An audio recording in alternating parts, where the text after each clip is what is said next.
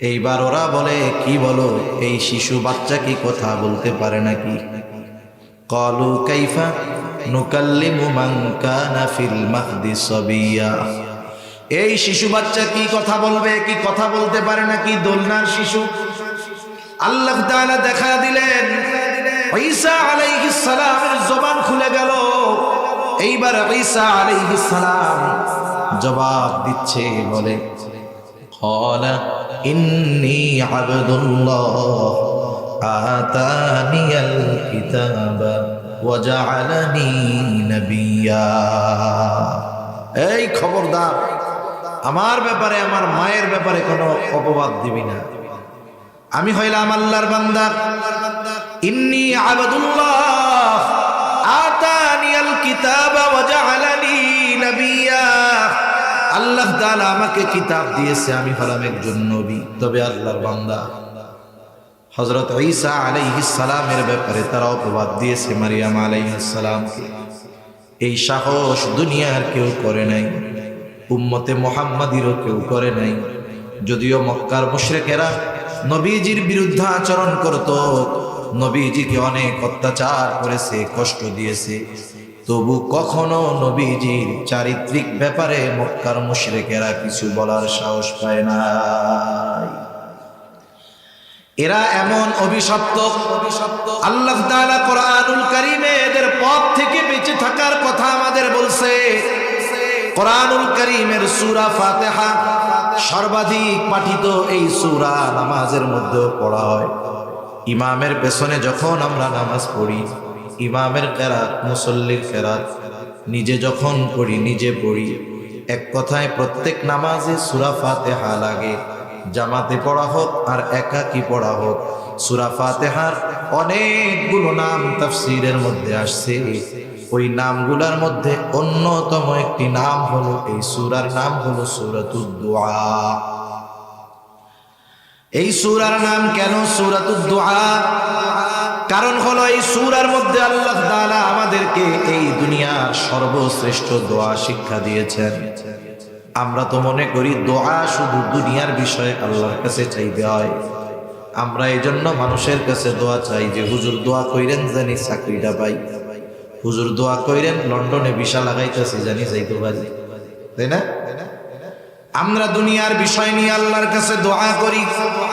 আসলে সর্বশ্রেষ্ঠ দোয়া আল্লাহ শিখায় দিয়েছেন আমাদের, এবং ওই সর্বশ্রেষ্ঠ দোয়া সর্বশ্রেষ্ঠ ইবাদতের মধ্যে করতে হয়। দোয়াটা কি? দোয়া হলো ইহদিনাস সিরাতাল মুস্তাকিম সিরাতাল্লাযীনা আন'আমতা আলাইহিম গায়রিল মাগদুবি আলাইহিম ওয়ালাদ-দাল্লিন।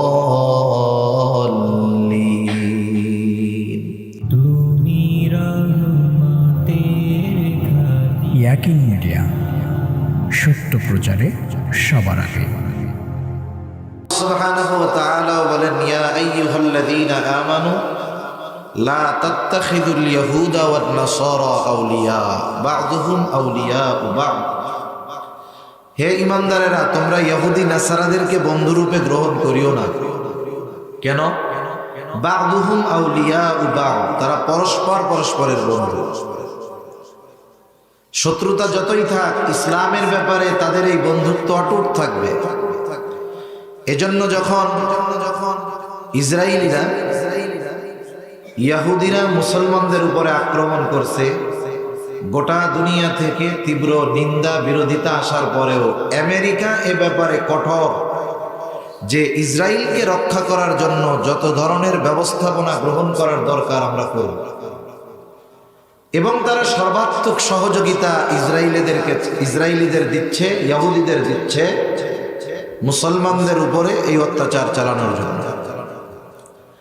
আফসোসের ব্যাপার হলো, এ দুনিয়ার একদল বুদ্ধি প্রতিবন্ধী মুসলিম নামধারী মুনাফিকদের দালাল যারা, মুসলিম নামধারী মুনাফিক দালাল যারা ওই অমুসলিম ইসলাম বিদ্বেষীদের দালালি করে, এরা এই যুদ্ধটাকে জাতিগত একটা যুদ্ধ হিসেবে আমাদের সামনে তুলে ধরার অপচেষ্টা করতেছে।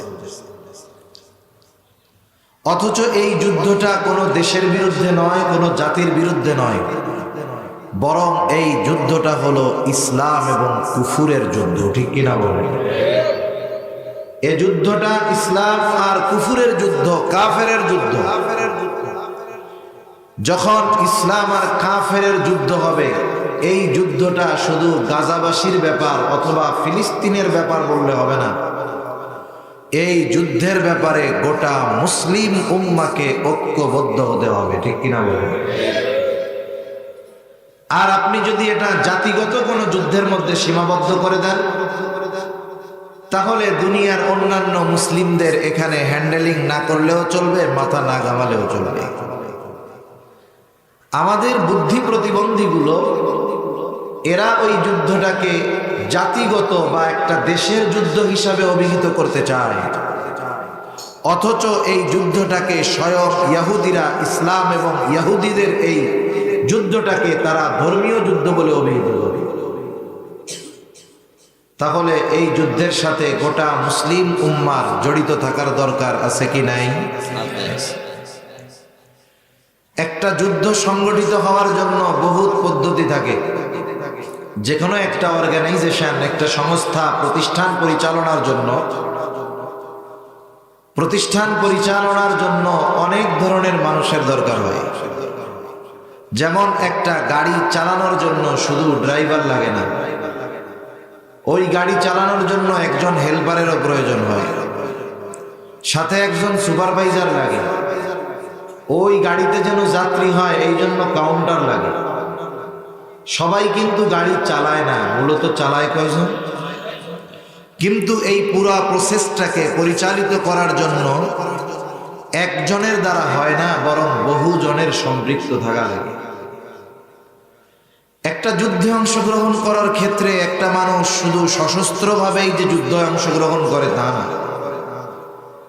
গোটা দুনিয়া থেকে যদি মুসলিম উম্মাহ চায় প্রত্যেকটা মানুষ এই যুদ্ধে কোনো না কোনোভাবে অংশগ্রহণ করতে পারে। আমাদের তো সীমান্তের গেড়াকলে আমাদের ফেলায় দেওয়া হয়েছে আজকের এই জাতীয়তাবাদ। অনেকে বলে না আমরা বাঙালি জাতি, আমরা ইউরোপিয়ান, আমরা আমেরিকান। এই জাতীয়তাবাদীর বিষয় তো আমাদের মাথায় অমুসলিমেরা ঢুকায় দিচ্ছে। অথচ কথা ছিল যে প্রত্যেকটা মুসলিম একটা দেহের ন্যায়, কুল্লু মুসলিম, সব মুসলমান কা জাসাদিন ওয়াহিদ, সকল মুসলমান হবে একটা দেহের ন্যায়। সেই মুসলিম আফ্রিকান হোক, এশিয়ান হোক, ইউরোপিয়ান হোক, আমেরিকান হোক, চাইনিজ হোক, আর যে দেশেরই হোক, একজন মুসলমান যখন আক্রান্ত হবে গোটা দুনিয়ার সব মুসলিম তার ওই কষ্ট নিজের কষ্ট ভেবে নেবে। এ দেহের মধ্যে যখন হাত আক্রান্ত হয় তখন কি অন্যান্য অঙ্গ প্রত্যঙ্গ বলে যে ওইটা হাতের ব্যাপার, আমাদের কি হয়েছে? এমনটা কি হয়? আপনার আমার যদি হাত আক্রান্ত হয় বা পা আক্রান্ত হয়, গোটা দেহ সেই কষ্টটা অনুভব করে। আমাদের মুসলমান এমন হওয়ার দরকার ছিল যে দুনিয়ার যেখানেই মুসলিম আক্রান্ত হবে সেখানেই আমাদের, তাদের জন্যই আমাদের ব্যথা কষ্ট এটা অনুভব হতে হবে। এই সীমান্তের গেড়াকলে আমাদেরকে ফেলে দিয়ে আমরা এক মুসলমান অপর মুসলমানকে সশরীরে গিয়ে যে সহযোগিতা করব, এই সিস্টেমটা, এই পদ্ধতিটাকে বাদ দিয়ে দেওয়া হয়েছে। এবং ইচ্ছা থাকলেও আমার আপনার মুসলমানদের কাছে গিয়ে সশরীরে মাজলুমদের সহযোগিতা করা কঠিন, মোটামুটি অসম্ভব বললেই চলে। আর আল্লাহ তাআলা এমন নন যেটা অসম্ভব সেটার ব্যাপারে আমাকে আপনাকে শাস্তি দিবে, বরং যেটা আমার আপনার দ্বারা করা সম্ভব ছিল সেটা যদি আমি না করি তাহলে কিয়ামতে আল্লাহর সামনে আমাকে আপনাকে জবাবদিহিতার কাঠগড়ায় দাঁড়াতে হবে। এখন প্রশ্ন হলো, এই যুদ্ধ কিন্তু চলতেছে, থেমে নাই কিন্তু। আমরা বাংলাদেশের মানুষ, আমরা হলাম ইস্যু প্রবণ। ইস্যু বুঝেন তো? একটা ইস্যু যখন গোটা দেশে ছড়ায় পড়ে, আমাদের মেইন স্ট্রিম মিডিয়াগুলো সহ সাধারণ সব মানুষ ওই ইস্যুর পিছনে দৌড়ায়। আসলে সাংবাদিকতা এখন এমন একটা পেশা মোটামুটি এর চাইতে টিকটকাররা ভালো। টিকটকাররাও টিকটক করে কেন? তাদের পরিচিতি, কিছু লাইক, কমেন্টস, শেয়ার এইগুলার আসে। আর এখন আমাদের মেইন স্ট্রিম, এমনি লোকালগুলো বাদ দেন, মানে যেগুলো থার্ড ক্লাস মিডিয়া এগুলোর কথা বাদ দেন, মেইন স্ট্রিম মিডিয়া যেগুলো, এগুলো এখন ভাইরাল ইস্যুর পিছনে ছুটে। দেখেন না যে এক লোক 7 বিয়ে করছে, এখন এই 7 বিবাহ সে যে করছে 4টার পরে বাকি 3টা তো তার আর সহি হয় নাই বিয়া। এই যে হারাম কাজ করছে এটাকে নিয়ে খুব আকারে এরা কিন্তু প্রচারণা ফলাও করছে কয়দিন। যখন প্রথম গাজা আক্রান্ত হয়েছে তখন মেইন স্ট্রিম মিডিয়াগুলো সহ সকলে মিনিটে ঘন্টায় বুলেটিন দিচ্ছে। এরপরে আমাদের দেশে আসলো নির্বাচনে একটা শব্দ খুব মানুষের কানে কানে পৌঁছাইলো, শব্দটার নাম হইল ডামি। ডামি কি বুঝেন না? মানে দেখতে একরকম কিন্তু এটা আসলে অরিজিনাল। আপনারা অনেক সময় মোবাইলের দোকানে মোবাইল কিনতে যাবেন, দেখবেন শোরুমের সামনে একেবারে হুবহু মোবাইলের মতো কিছু জিনিস আছে। এটা যদি একটা মানুষ না বুঝে, সে বুঝতে পারবে না এটা মোবাইল না, কিন্তু মোবাইলের মতোই আর কি। এই ডামি প্রার্থী, ডামি নির্বাচন, এই সমস্ত শব্দকে কেন্দ্র করে এক আলোচিত নির্বাচন আসলো সামনে। আমাদের দেশের মিডিয়াগুলো সহ সবাই এবার এই ইস্যুটাকে কেন্দ্র করে ফলাও করে খবর প্রচার করা শুরু করছে। যখন একটা ইস্যু আসে, আগের ইস্যুটা যত গুরুত্বপূর্ণ হোক ওটা চাপা পড়ে যায়। যেমন নাকি আমাদের বাংলাদেশে সরকারি ফাইলগুলো চাপা পড়ে যায়। যার টাকার জোর বেশি তারটা ঠেলামেলা উঠতে পারে, যারটা নাই ওইটা মোটামুটি শহীদ হয়ে যায় আর কি। তা ইস্যু আসছে, তখন নির্বাচনের ইস্যুতে ফিলিস্তিনের ইস্যুটা একেবারে মলিন হয়ে গেছে। আর আমরা মানুষ, আমাদের অভ্যাস হলো সামনে যেটা বারবার আসে, যেটা বারবার শুনি, ওটার প্রতি আমরা ইন্টারেস্টেড হই। যখন ওইটা আর বারবার সামনে আসে না, ওটা আমরা ভুলে যাই। এটা আমাদের স্বাভাবিক বিষয়। তা সে যুদ্ধ কিন্তু এখনো থেমে নাই, সে যুদ্ধ চলতেছে। সেই জন্য ওই যুদ্ধে আমরাও যেন শরিক হতে পারি, আমরাও যেন অংশগ্রহণ করতে পারি। এজন্য আমরা কি করতে পারি? এক নাম্বার, এ দুনিয়াতে যুদ্ধ পরিচালনার জন্য সবচাইতে বড় যেই জিনিসটা দরকার সেটা হলো অর্থ। আফসোসের ব্যাপার, আপনারা জেনে থাকবেন কিনা জানি না, এই ইহুদি ইসরাইল এদের যুদ্ধ খরচ পরিচালনার সবচাইতে বড় অংশটা উপার্জন করে মুসলমানদের পকেট থেকে। আরব, এশিয়া এইসব দেশে যত মুসলিম দেশ আছে, মুসলমানদের পকেট থেকে ওরা বেশি উপার্জন করে। আমাদের দেশে কোকা-কোলা, পেপসি, ফান্টা, স্প্রাইট এগুলো আছে না নাই? আমরাও খুব আকারে বলছি, এরপরেও বাজার থেকে হয়তো কিছু খাওয়া কমছে, কিন্তু বাদ দেওয়াইতে পারি নাই। এটা তো এই দেশে চলতেছে। আপনি মিডল ইস্টে যান, দেখবেন অধিকাংশ বিলাসী আরবরা এশিয়ান কোনো পণ্য ব্যবহার করে না, কিন্তু এরা যদি শোনে এটা আমেরিকান, ইউরোপিয়ান, একেবারে প্রতিযোগিতা দিয়ে লাফায়। তাহলে এরা যুদ্ধ পরিচালনা করার জন্য যেই অর্থ পায়, সেই অর্থের সবচাইতে বড় যোগানদাতা আমরা মুসলমানেরা। অর্থের কথা আসলে একটু অর্থনীতির কথাও বলি। আপনারা একটা খবর দেখছেন কিনা জানি না, কিছু কিছু খবরের অন্তরালে একটা জাতির ধ্বংসের মানচিত্র দেখা যায়। আমাদের পার্শ্ববর্তী দেশ, হুজুররা আবার দেশ নিয়ে কথা বললে তো সমস্যা। হুজুররা বলবে হলো খবরের কথা, হুজুররা নামাজ, রোজা, হজ এইসব মাসলা মাসাইল বলবে, হুজুরকে দেশ নিয়ে বাবার দরকার নেই। আমরা যেন উড়ে এসে জুড়ে বসেছি যে দেশ নিয়ে কোনো কথা আমাদের বলার অধিকার নেই। তা নিজের থেকে কিছু বলতেছি না, এমনি যা পড়ছি দেখছি তাই বলতেছি। তা আমাদের দেশের জনসংখ্যা প্রায়, আমাদের পার্শ্ববর্তী দেশের জনসংখ্যা প্রায় 140 কোটি। আমাদের দেশের জনসংখ্যা 17 কোটি বা সামথিং 20 কোটি ধরলাম। তাহলে আমাদের দেশের 7 গুণ বেশি জনসংখ্যা আমাদের পার্শ্ববর্তী দেশে। একটা দেশ চলে কিভাবে? বাংলাদেশের অর্থনীতির চাকা সচল থাকে কিভাবে? অর্থনীতির চাকা সচল থাকে বৈদেশিক উপার্জনের মাধ্যমে। আমার দেশে বিদেশ থেকে যত ডলার আসবে তত আমাদের দেশের অর্থনীতি সচল হবে, টাকার মান বাড়বে। যখন রপ্তানির চাইতে আমদানি বেশি হবে, মানে ডলার আসবে কম কিন্তু যাবে বেশি, তখন ওই দেশের অর্থনীতির 12টা বাজা শুরু হবে। আপনারা যারা একটু খবরাখবর রাখেন, এখন আমাদের দেশে এটা চলতেছে।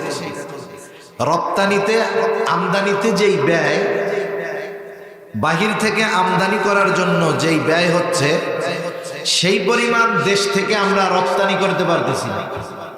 আমরা যদি বাহিরে প্রোডাক্ট দিতে পারি, বাহির থেকে ডলার আসবে। ওই ডলার যত বেশি হবে, ওইটা দিয়েই আমাদেরকে আবার বাহির থেকে কিনে আনতে হবে। লেনদেন টাকায় হয় না, টাকা একটা কাগজ। আজকে যদি বলে গভর্নমেন্ট 1000 টাকার কোনো বেইল নেই, ওই 1000 টাকার বিনিময়ে এক টাকার কয়েনও কেউ আমাকে আপনাকে দিবে না।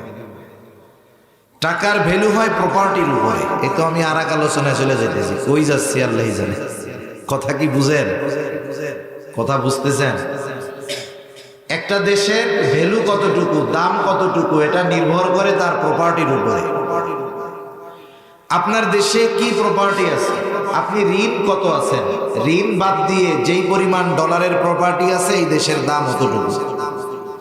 কিন্তু আফসোস, কত হাজার কোটি টাকা জানি ঋণ আছি আমরা, ওই পরিমাণ রিজার্ভ আমাদের নাই। তার মানে আমরা এখন যতই বড় বড় ফ্লাইওভার আর অন্যান্য কিছু দেখি না কেন, আসলে তোলানি কিন্তু শেষ হয়ে যাচ্ছে। তা একটা দেশ তার অর্থনীতির চাকা সচল থাকে রাখে কেমনে? হয়তো অন্য কোনো দেশে তাদের পণ্য রপ্তানি করে ডলার উপার্জন করে। মনে করেন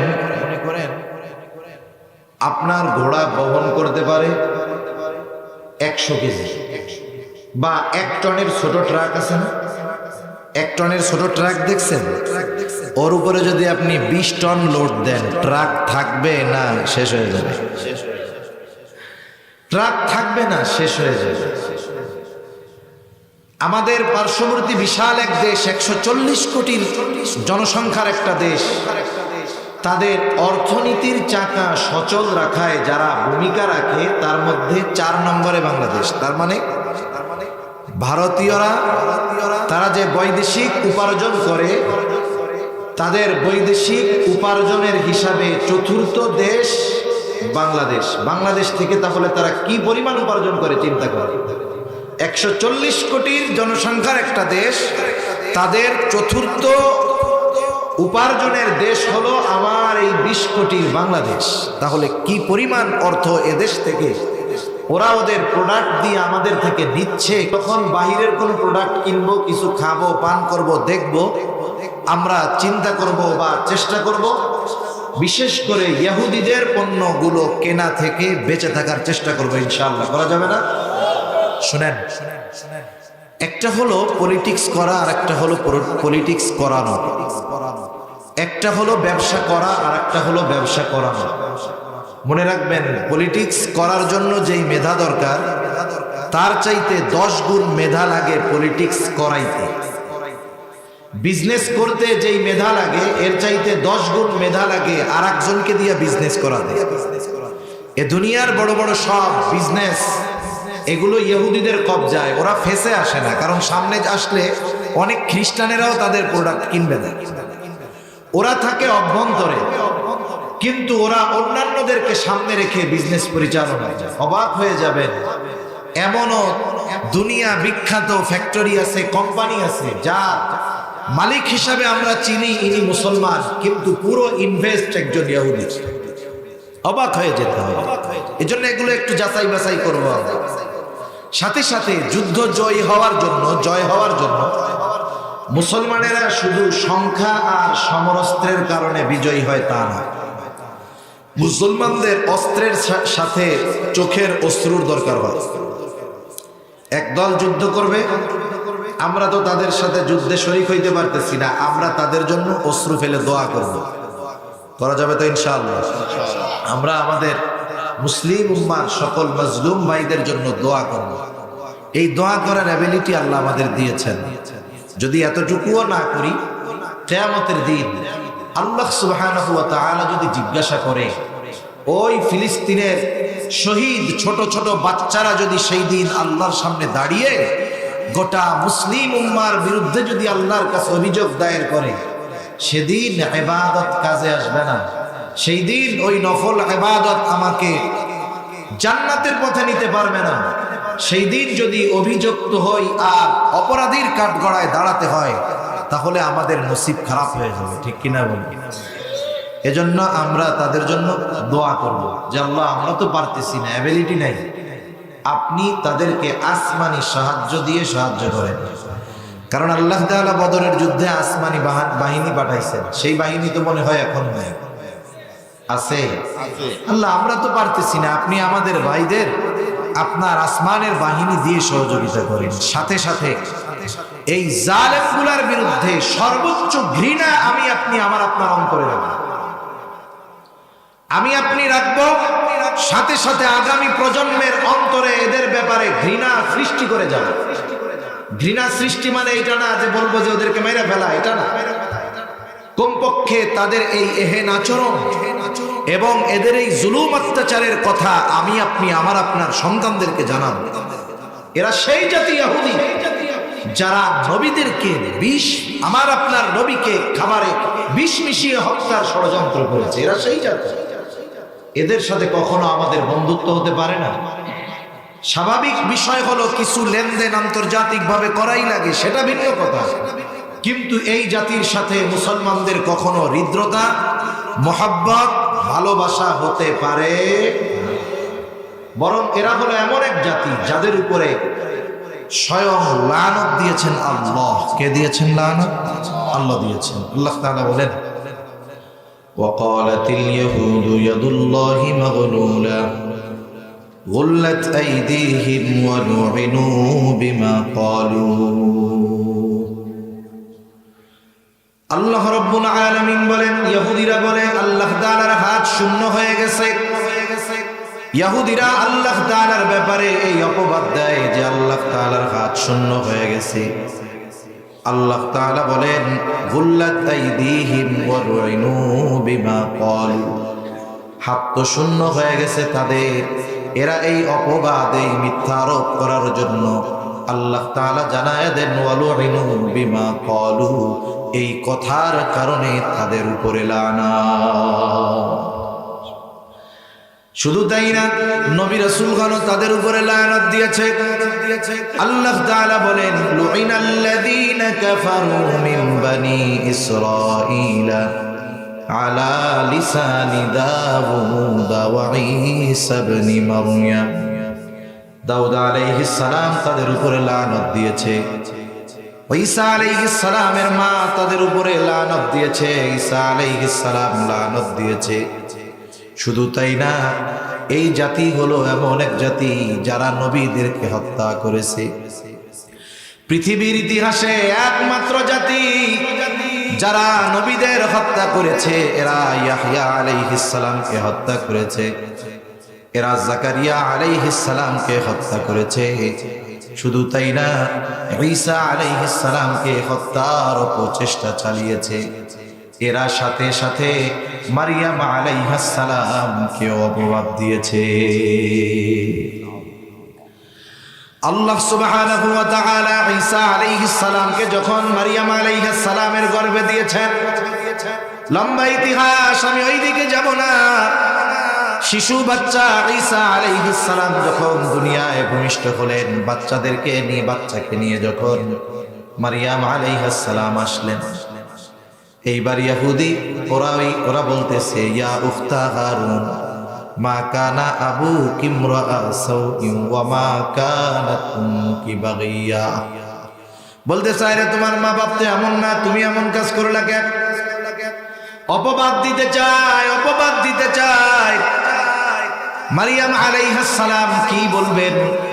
কারণ আল্লাহ তাআলাই তো স্বয়ং ওনার গর্ভে ঈসা আলাইহিস সালামকে দিয়েছে, উনি কিছুই করেন নাই।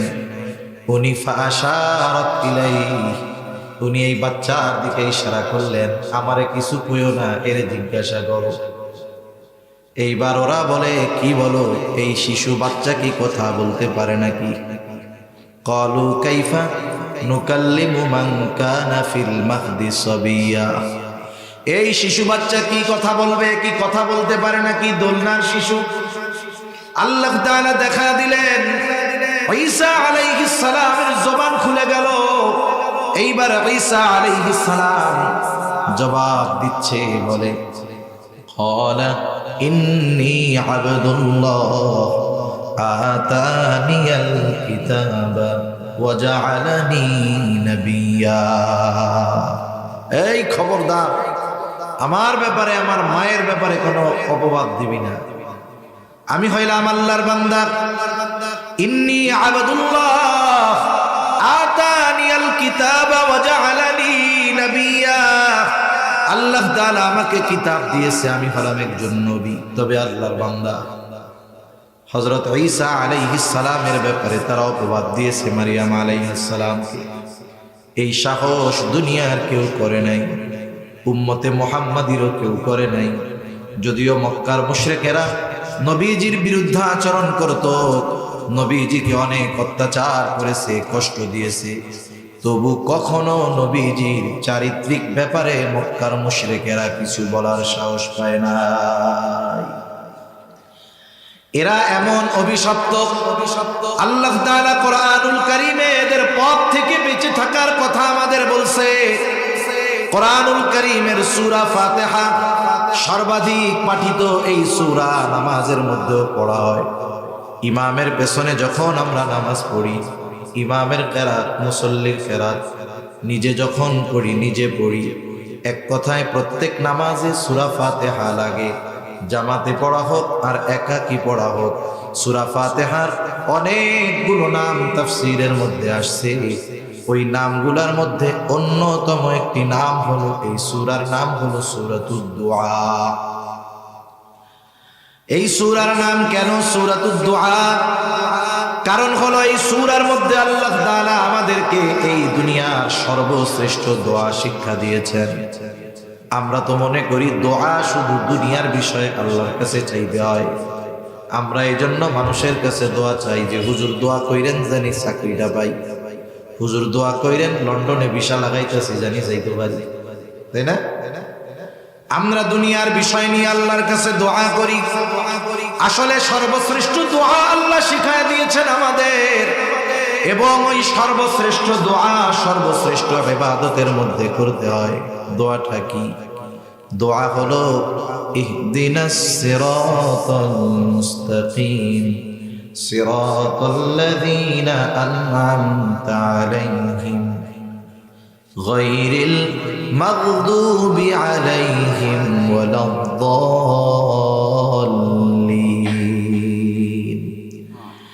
এইটা হলো আসমানের নিচে জমিনের উপরে সর্বশ্রেষ্ঠ দোয়া। সর্বশ্রেষ্ঠ এই দোয়া সর্বশ্রেষ্ঠ ইবাদতের মধ্যে পাঠ করার ব্যবস্থা করে দিয়েছেন কে? আর একটু জোরে বলেন না কে? এই জন্য এই দোয়ার মধ্যে বলি, আল্লাহ আপনি আমাদেরকে সিরাতে মুস্তাকিমের উপরে অবিচল রাখেন, অটল রাখেন।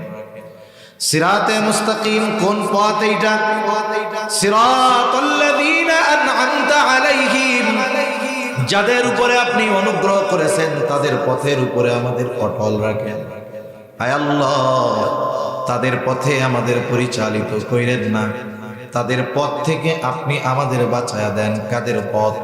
গায়রিল মাগদুবি আলাইহিম ওয়ালাদ-দাল্লিন, যারা অভিশপ্ত, যারা পথভ্রষ্ট, তাদের পথ থেকে আল্লাহ আপনি আমাদের হেফাজত করে। এখানে দুইটা জিনিস চাই আল্লাহর কাছে। একটা হলো সিরাতে মুস্তাকিমে চলতে চাই, ইহুদি নাসারাদের পথ থেকে বাঁচতে চাই। এই দোয়া হলো পৃথিবীর সর্বশ্রেষ্ঠ দোয়া।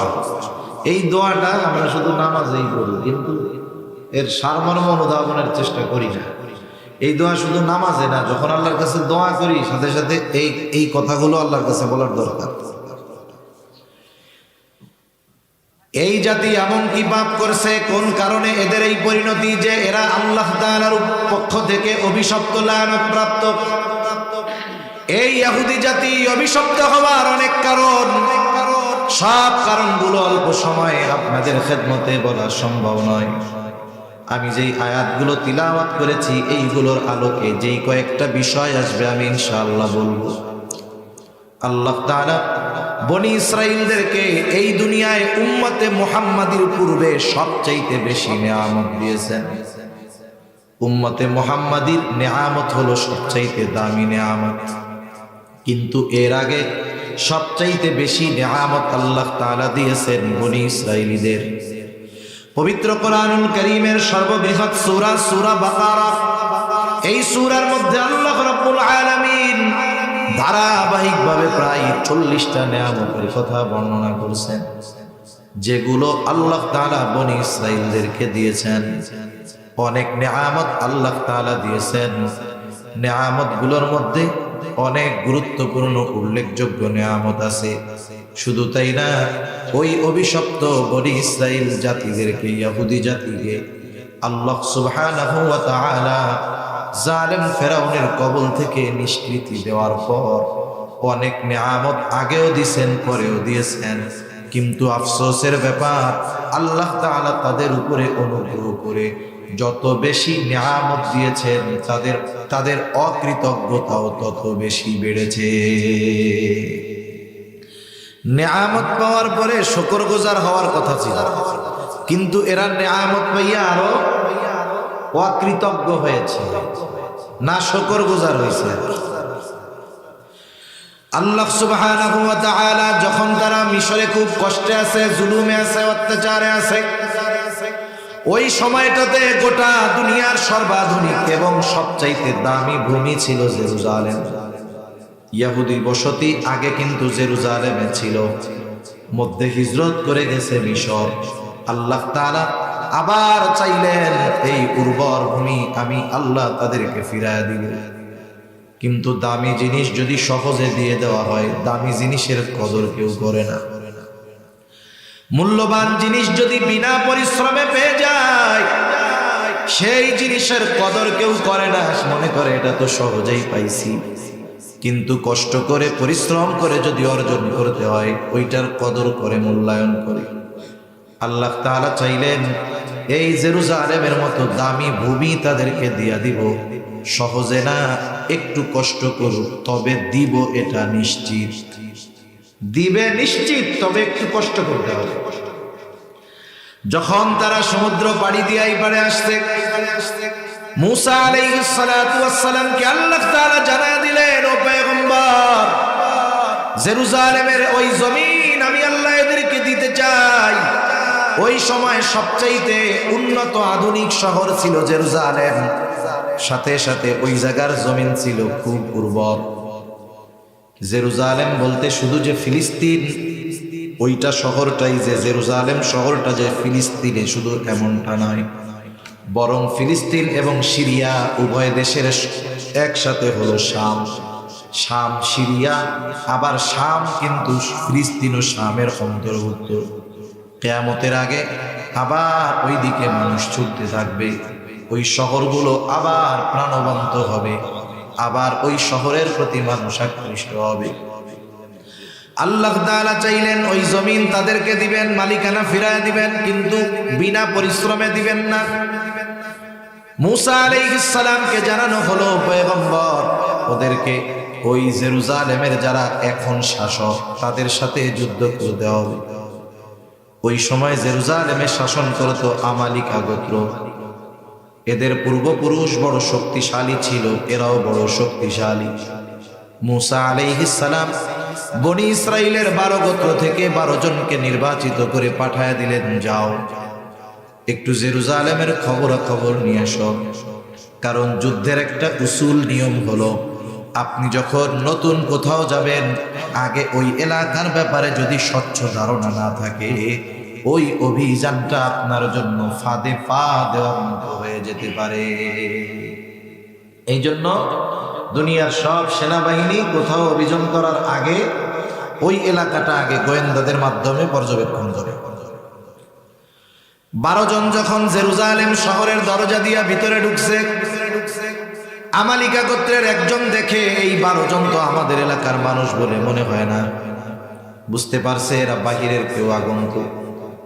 ওই একজন মানুষ এতটা শক্তিশালী, ও একা গিয়ে ওই 12 জনকে বেঁধে বাদশার কাছে নিয়ে গেছে। বাদশা এবার তাদের ব্যাপারে কি করা যায় সবার পরামর্শ চাই। বাদশাকে একজন পরামর্শ দিল, বাদশা আপনি এদেরকে ছেড়ে দেন। বলে কেন ছেড়ে দিব, কারণটা কি?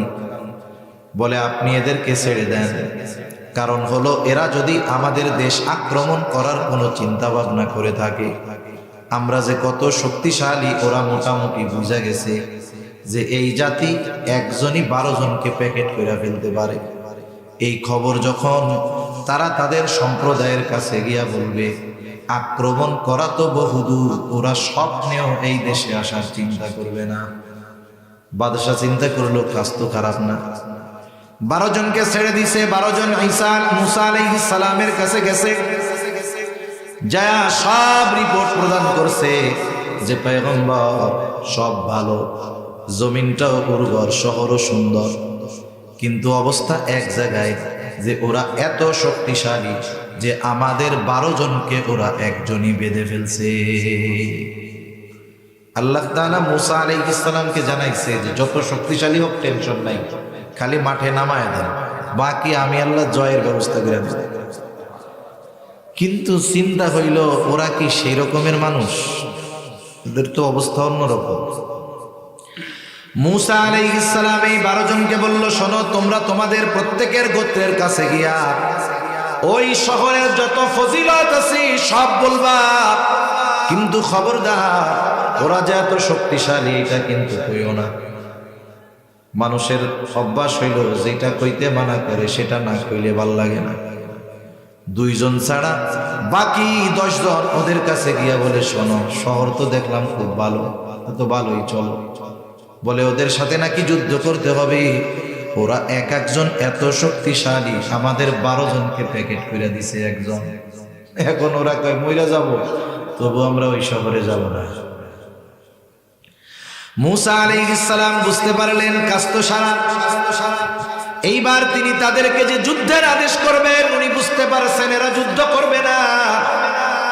এই জন্য আদেশ করার পূর্বে মুসা আলাইহিস সালাম আল্লাহ তাআলার কিছু অনুগ্রহের কথা আগে বর্ণনা করেন।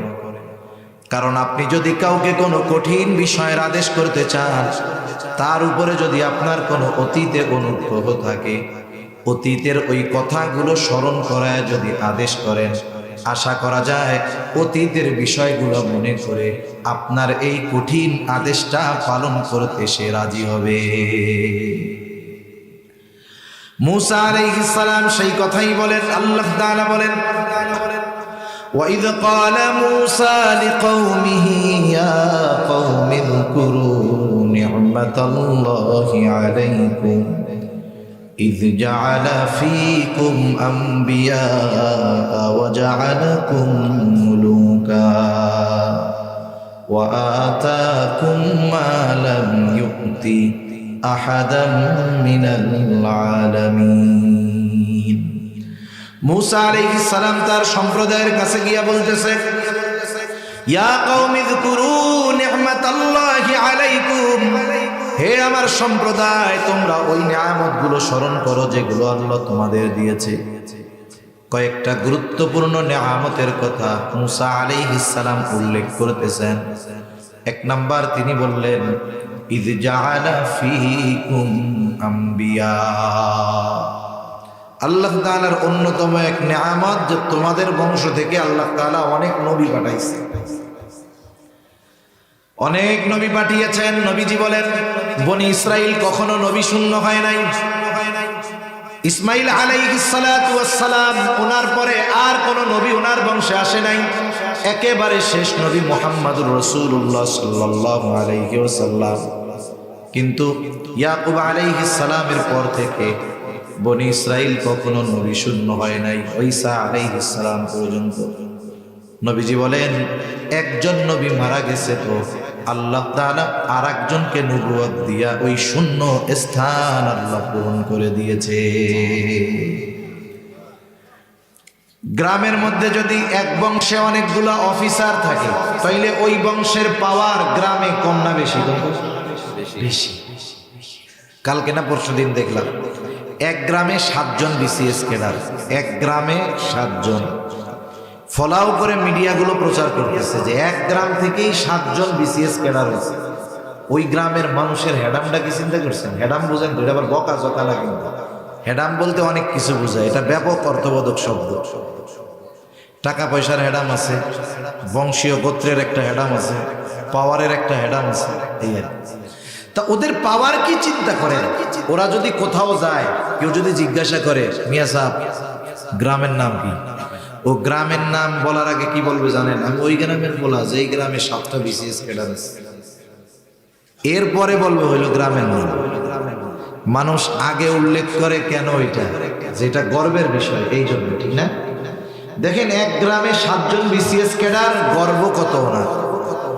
আর যেই বংশে ধারাবাহিকভাবে নবীর আগমন ঘটছে, এটা বড় নেয়ামত নয় কি বলে?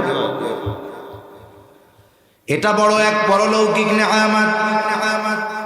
কত মর্যাদা, কত সম্মান আল্লাহ তাআলা দিয়েছেন। লক্ষ পয়গম্বর তোমাদের বংশ থেকে আসছে, হাজার হাজার নবীর আগমন ঘটছে। আল্লাহ তাআলা তোমাদেরকে এই নেয়ামত দিয়েছে। শুধু যে নবী পাঠায় নেয়ামত দিছে তা নয়, ওয়াজআলাকুম মুলুকা, আল্লাহ তাআলা তোমাদেরকে বাদশাহী দান করেছে। দুনিয়ার বাদশাহী দান করছে। মনে রাখতে হবে, বাদশাহ এক বংশের সবাই হয় না, কিন্তু যেই বংশ থেকে বাদশাহ হয় ওই বংশের পাওয়ার অন্যরকম হয়। আর তার বাদশাহীকে তার বংশের দিকে নিসবত করা হয়, জোড়ায় দেওয়া হয়। যেমন উসমানী খলিফা, সব উসমানী খলিফা হয় নাই, কিন্তু খলিফা ওসমানীয়দের মধ্য থেকে হওয়ার কারণে বলা হয় উসমানীয় খলিফা। আব্বাসীয় খলিফা, সব খলিফা আব্বাসী, সব আব্বাসীয় খলিফা হয় নাই, কিন্তু খলিফা আব্বাসীদের মধ্য থেকে হওয়ার কারণে বাদশাহীকে জুড়ায় দেওয়া হয়েছে আব্বাসীয় খলিফা। এটাও সম্মানের বড় একটা বিষয়। মুসা আলাইহিস সালাম বলেন, ওয়াজআলাকুম মুলুকা, আল্লাহ তাআলা তোমাদেরকে দুনিয়ার বাদশাহী দান করেছে। শুধু তাই না, ওয়া আতাকুম মা লাম ইউতি আহাদাম মিনাল আলামিন, আল্লাহ তাআলা তোমাদেরকে এমন কিছু নেয়ামত দিয়েছে যার কাউকে দেন নাই। কত নেয়ামত দিয়েছে, এইগুলো যদি উল্লেখ করতে যাই তাহলে লম্বা সময়ের দরকার। আল্লাহ তাআলা কত বড় নেয়ামত দিয়েছে। আইরে ফেরাউনের অস্ত্রের আঘাতে মরার ভয়ে তোমরা, আল্লাহ তাআলা সমুদ্রের মধ্য দিয়ে রাস্তা বানায়া তোমাদের নিরাপদে পৌঁছায়া দিছে। আইরে তোমাদের ঘরবাড়ি নাই, আল্লাহ মেঘমালাকে ছাদ বানায়া দিছে। তোমাদের খাবার নাই, আল্লাহ তাআলা আসমানি খাবার খাওয়াইছে। মুসা আলাইহিস সালাম বলতেছে, এমন কিছু নেয়ামত আল্লাহ তাআলা তোমাদেরকে দিয়েছে যা বিশ্ববাসী কাউকে দেয় নাই। যেই আল্লাহ এত নেয়ামত তোমাদেরকে দিল, ওই আল্লাহ আমালিকা গোত্রের বিরুদ্ধে তোমাদের জিহাদের নির্দেশ দিয়েছে। তবে শোনো, যুদ্ধ করবা ঠিক, কিন্তু জয়ের আগাম ঘোষণাও আল্লাহ তাআলা দিয়ে দিয়েছে। যেহেতু যুদ্ধ করলেই জয়ী হবা, তাইলে আর টেনশন কিসের? ইয়া কওমি দুখুলুল আরদাল মুকদ্দাসাতাল্লাতী কাতাবাল্লাহু লাকুম ওয়ালা তারতাদ্দু আলা আদবারিকুম ফাতানকালিবু খাসিরিন। মুসা আলাইহিস সালাম বলতেছে, হে আমার সম্প্রদায়, তোমরা এই পবিত্র জমিনের মধ্যে ঢুকে পড়ো। আরদাল মুকদ্দাস আল্লাতী কাতাবাল্লাহু লাকুম, যেই জমিনের মালিকানা তোমাদের লিখে দিয়েছে কে? জোরে কর আল্লাহ। আরে তোমরা তো মালিক হইয়াই গেছো, শুধু দখলটা বুঝা নাও। শুধু প্রবেশ করো, টেনশনের কোনো কারণ নাই। সামনের দিকেই চলবা, তবে একটা শর্ত, ওয়ালা তারতাদ্দু আলা আদবারিকুম ফাতানকালিবু খাসিরিন। সামনে চলতেই থাকবা, পেছনে ফিরবা না। পেছনে যদি ফিরো ক্ষতিগ্রস্তদের অন্তর্ভুক্ত হইবা। সামনে চললে তোমাদের বিজয় সুনিশ্চিত। এই ঘোষণা যিনি দিয়েছেন তিনি কে? ওরা তো আগে শুনছে যে একজন কয়জনের প্যাকেট করছে, কিন্তু ওরা কয় মুসা কাজ হবে না। অতীতের নিয়ামতের কথা যতই স্মরণ করান কি হবে না কোন? ওরা এবার বলতেছে ওদের কথা আল্লাহ বলেন قالوا يا موسى إن فيها قوما جبارين মুসা আমরা যাই না গেছি ওইখানে এক শক্তিশালী গোত্র আছে, একজন 12 জনকে বেঁধে ফেলতে পারে, এত শক্তিশালী তারা। যতই ফজিলতের কথা বলো মুসা, ইন্না লান নাদখুলাহা হাত্তা ইয়াখরুজু মিনহা, তারা যতক্ষণ ওইখান থেকে বাহির না হবে আমরা ততক্ষণ ওই জায়গায় প্রবেশ করব না। ফাইন ইয়াখরুজু মিনহা ফাইন্না দাখিলুন, পারি যদি তারা ওইখান থেকে বাহির হয় তাইলে আমরা ওই শহরে যাব, নাইলে আমরা ওইখানে প্রবেশ করব না। বলেন তো এত সুন্দর কইরা ওয়াজ করার পর বোঝানোর পর যদি জবাবটা এরকম হয় দুঃখ লাগবে নাকি শান্তি লাগবে? মুসা আলাইহিস সালাম কষ্ট পাইছে, কি কইলা আমার এরা কি কইল? মুসা আলাইহিস সালাম ক্লান্ত হয়ে গেলেন। এইবার ওই 2 জন ব্যক্তি, যেই 2 জন মুসা আলাইহিস সালামের কথা মেনে তার সম্প্রদায়ের কাছে আমালিকা গোত্রের কথা গোপন রাখছে, এই 2 জনের একজনের নাম হলো ইউশা ইবনে নুন, আর একজনের নাম হলো কালেব ইবনে ইউফানা। এই 2 আল্লাহর বান্দা বনি ইসরাইলের সকল গোত্রকে বোঝাইতেছে, তারা বলতেছে যে চলো যুদ্ধ করো। আল্লাহ তাআলা তাদের কথাও কোরআনুল কারীমে আনছেন। আল্লাহ তাআলা বলেন ক্বালা রাজুলানি মিনাল্লাযীনা ইয়াখাফুনা আন'আমা আল্লাহু আলাইহিম আদখুলু আলাইহিমুল বাব ফাইযা দাখালতুমুহু ফাইন্নাকুম গালিবুন। ওই 2 আল্লাহর বান্দা যাদের উপরে আল্লাহ তাআলার বিশেষ অনুগ্রহ ছিল, ওই 2 জন বলতেছে আলাইহিম আদখুলু আলাইহিমুল বাব, তোমরা শহরের নিকট দরজা দিয়ে শুধু ভেতরে ঢুকে যাও, কোনো টেনশন কইরো না। ফাইদা দাখালতুমুহু, তোমরা শুধু ওই শহরের দরজা দিয়ে ঢুকবা। ফাইন্নাকুম গালিবুন, তাদের উপরে তোমাদের বিজয়ী করে দিবেন কে? আল্লাহ। তোমরা শুধু ঢুকবা, বিজয়ী করবে আল্লাহ। ওয়া আলাল্লাহি ফাতাওয়াক্কালু ইন কুনতুম মুমিনিন, তোমরা যদি মুমিন হও আল্লাহর উপরে ভরসা করো, কোনো চিন্তার কারণ নাই, ঢুকে যাও আর জয়ী হয়ে যাও। বিষয়টা হইল যখন ছোট বাচ্চারে মা বুঝায় পারে না, বারবার বলে বাবা খাও বাবা খাও, ছেলে খায় না। এইবার আব্বা চিন্তা করতেছে আমি একটু বুঝাই, খাই নাকি দেখি, খায় নাকি দেখি। এইবার যখন বাপ তেল মারে যে আব্বা খাও, বলেন তো পোলা সোজা হয় না আরো তেড়া? মনে মনে কয় মা খাওয়াইতে পারলো না, বাপ বুঝায়।